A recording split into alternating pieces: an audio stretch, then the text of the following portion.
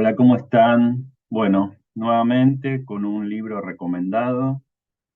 En esta ocasión, La religión Holdering de Javier Galarza, editado por Editorial Yamtem. Esta lectura y recomendación va a ser hecha en partes porque para mí es un gran esfuerzo poder decir algo de este libro, no porque sea difícil de decirlo, aunque tiene su dificultad, sino por la carga emocional que implica. Eh, en su momento, cuando Javier había fallecido, me había negado a leerlo, o más bien lo había postergado. Yo quería leerlo para poder hacerle mis marcas. Sabía que era un libro muy importante para Javier, un libro logrado, un libro que habla de un recorrido de este poeta con un hermano literario, podríamos decir, que es Holdering y otros tantos, ¿no? Y que gracias a conocer su pasión, los cursos que fue dando, sus lecturas, era un libro también muy ansiado, un libro muy que podría como tomar muchos puntos de la obra misma de Javier como lector incluso. El libro yo lo quería comprar en el homenaje que le hizo Yantén eh, unas semanas después, porque eh, el libro estaba a punto de salir, se lo estaban por dar y falleció Javier. Entonces ya estaba todo como un poco armado para hacer la presentación, que se transformó en un homenaje. Eh, Lamentablemente, en ese momento yo también me contagié de COVID y, y no fui al homenaje. Entonces no me pude acercar al libro, me lo trajo María ¿no? Con una dedicatoria que decía la fecha, eh, leído en duelo por Javier Galarza, compartido con Nicolás para sobrellevar los días de peste y pérdida con amor en este mundo. Eh, el libro lo leí,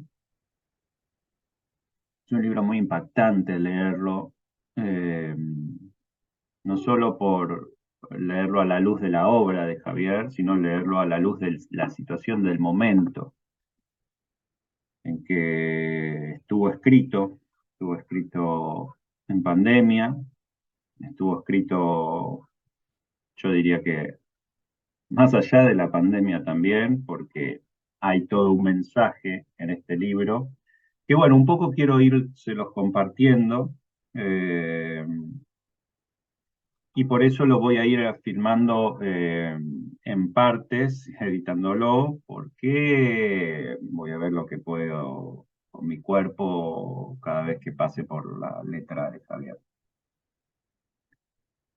Lo primero que quiero destacar, además de que es una edición hermosa de Yantén, con estas cositas que a mí me gustan tanto de las páginas de cortesía y demás, es que el libro está dividido en tres partes.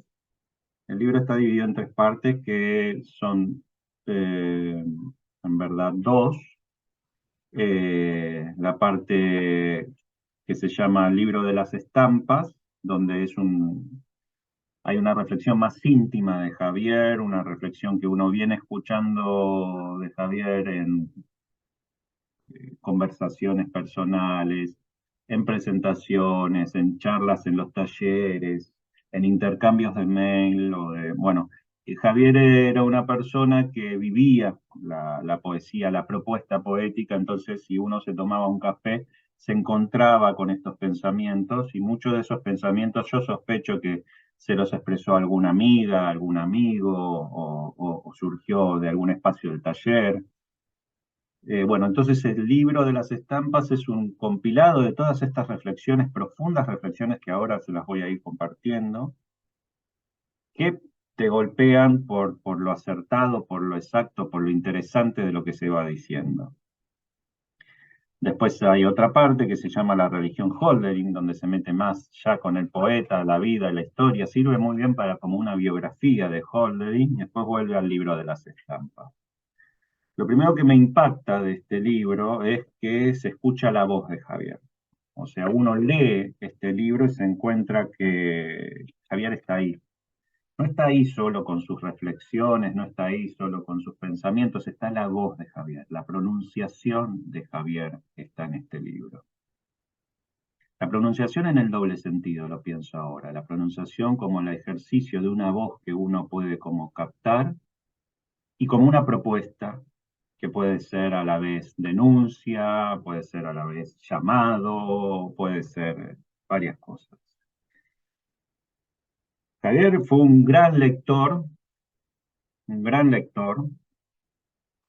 y en este libro nos va trayendo no solo sus lecturas, que uno le puede renovar o le puede proponer lecturas también. Por ejemplo, en mi caso, a mí me llevó a querer leer de vuelta El Hiperión de Hölderlin, ese libro que habría leído en su momento y que algunas veces quise volver, pero no pude.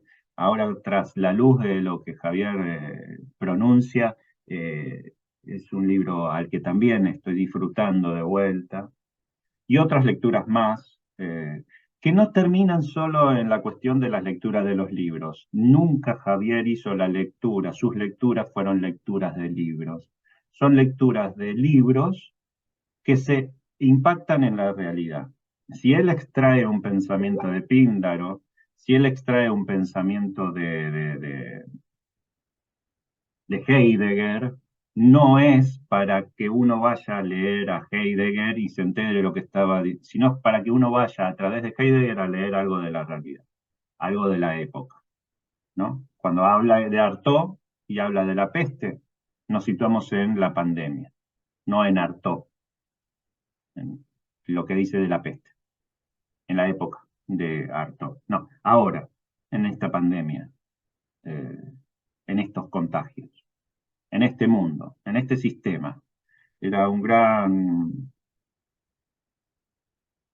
poeta político.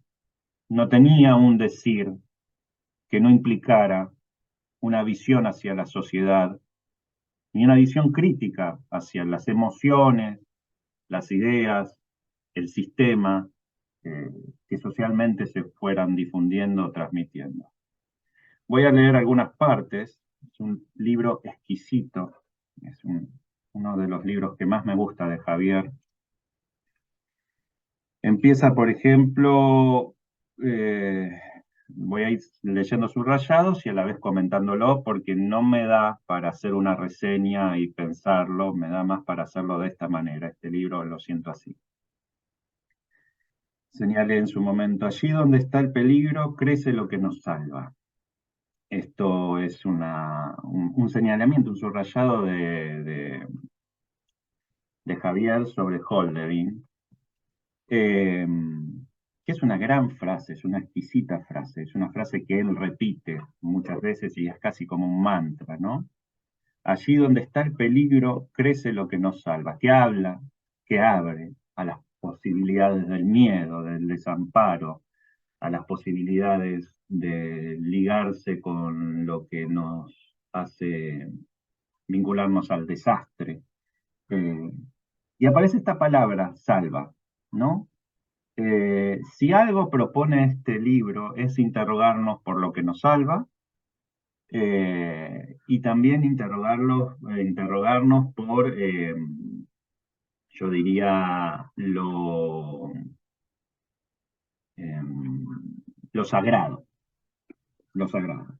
Lo sagrado que ya no es en el terreno de exactamente lo religioso, entendido religioso iglesia, sino sí religioso, porque de ahí viene la propuesta de Hölderlin, lo religioso poético, lo sagrado espiritual.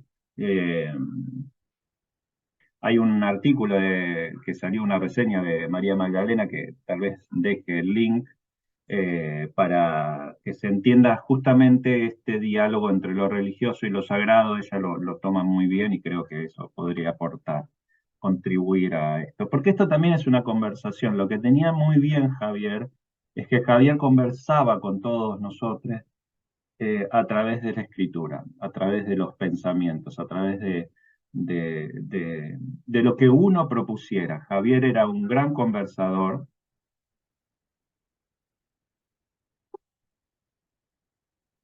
una persona que podía llevar el pensamiento de uno hacia algo más interesante. Dice también acá, el retorno a lo sagrado podría ser nuestra salvación. Bueno, ahí aparece la cuestión de la salvación, eh, lo que salva eh, eh, y lo sagrado. En esta frase se condensa.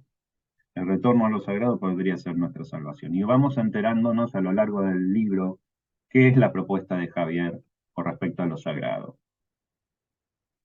Una pregunta, Javier tenía una forma de hacer preguntas que eran muy al estilo psicoanalítico, que hacían emerger una subjetividad, te dividían y te hacían plantearte cosas que parecían que era parte de lo cotidiano, pero que no, que había como que reflexionar sobre eso. ¿Quién o qué hizo de la supervivencia un bien, de la seguridad un refugio, de la ciencia una respuesta? Son todas preguntas que uno se quedaría un tiempo largo diciendo, claro, ¿qué pasó? Otra de las cosas que él rescata, que viene escribiendo, es el asunto de los cuerpos. Los toma de diversas maneras. Y dice, por ejemplo, los cuerpos están cambiando. Si el mundo sigue en este estado, los artistas deberemos tomar la palabra y el pensamiento. Es una gran propuesta de Javier. No la ciencia, los artistas. ¿Por qué? Porque esto también es un asunto de lenguaje. ¿Qué se hace? ¿Cómo se trabaja el lenguaje? ¿Cómo se trabaja cierta posibilidad de denuncia, de revolución, aunque la palabra sea difícil en su conjugación? Pero bueno, algo que el artista, algo que el poeta tiene que hacer es tomar cartas en el asunto. Me parece que este libro habla mucho de eso. Por ejemplo, lo habla incluso en el borde de lo imposible. O sea, lo habla no como algo que sea fácil, pero tampoco como algo que, que no esté atravesado por la imposibilidad. Por ejemplo, en última instancia, lo imposible es lo que necesitamos. Está advertido, Javier, de que ninguna de estas cosas se articula fácilmente. Fácilmente sería la falsedad del mercado. Cuando hay facilidad para articular pensamientos, acciones, cuando hay facilidad para hacer con eso, Javier casi que nos diría eso es asunto del mercado. Dice, es mi voluntad encender fuegos, lugares de rescate, leer a Hölderlin, preparar ese libro donde habita el esplendor de lo sagrado en el interior de cada cosa. Casi esto puede ser un resumen de todo lo que vengo diciendo. Hölderlin es la excusa para encontrar lo sagrado en el interior de cada cosa, pero también, y ahí aparece, es la voluntad de encender fuegos, las denuncias de lo que yo les venía diciendo, lugares de rescate. Eso es un gran constructor de lugares de rescate. Yo creo que eso es otra de las características de Javier. Nos ha brindado lugares de rescate, nos ha dado la posibilidad de encontrarnos con estaciones de tren, con pensiones, con ventanas, con parques, con bancos, con lugares de rescate, con la música.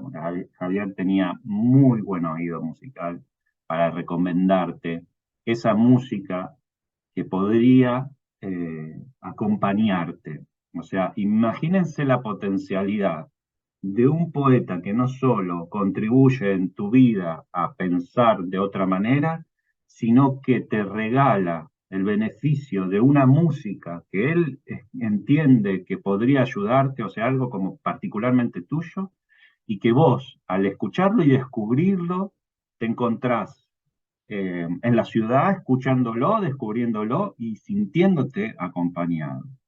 Yo creo que Javier tenía esa particularidad, no pasó conmigo, pasó con muchas personas con las que he hablado, que les ha dicho, ¿por qué no escuchas tal cosa? O él mismo ponía esa música cuando estaban los talleres y uno se lo lleva, y esa música no es cualquier música, es una música personal y a la vez una música eh, que a uno lo moviliza un montón. Otro subrayado. Lo sagrado es independiente de un Dios. Es ese espacio para el misterio donde aún nos encontramos. Pueden haber muertos todos los dioses, pero la vida sigue siendo eso que nos escapa. Voy a leer otro subrayado. En la poesía ocurre como en el sueño. La multiplicidad de sentidos de un texto tarda años en descifrarse. Y siempre aparece un nuevo significado que cada lector suele reinterpretar. Esto aplica para este libro. Este libro habla de sus lecturas hacia Heidegger, Rilke, Kafka, Baudelaire, Calazo, Eliot, Celan, Zizek, Artaud, bueno, los Chetsu, Zen, un montón de lecturas, era un excelente lector, un diverso lector, hay miles, bueno, encuéntrense con a quienes leía, pero a la vez es una posibilidad de hablar del COVID, a la vez es una posibilidad de hablar de la época, de los cuerpos, de la poesía, de la escritura. Bueno, es un libro hermoso. Yo creo, tengo muchas cosas subrayadas, muchísimas cosas subrayadas de frases, eh, por ejemplo, no sé, lo abro así y digo, un buen poema toma el pulso de su tiempo.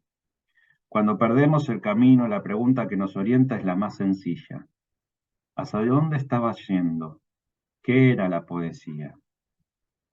Son cosas fundamentales que impactan en el libro, lo sacan. Esto habla de este libro, habla de Javier y habla de, también de la época. Por eso me parece un libro genial, un libro que yo estoy muy agradecido que Yantén lo haya podido publicar.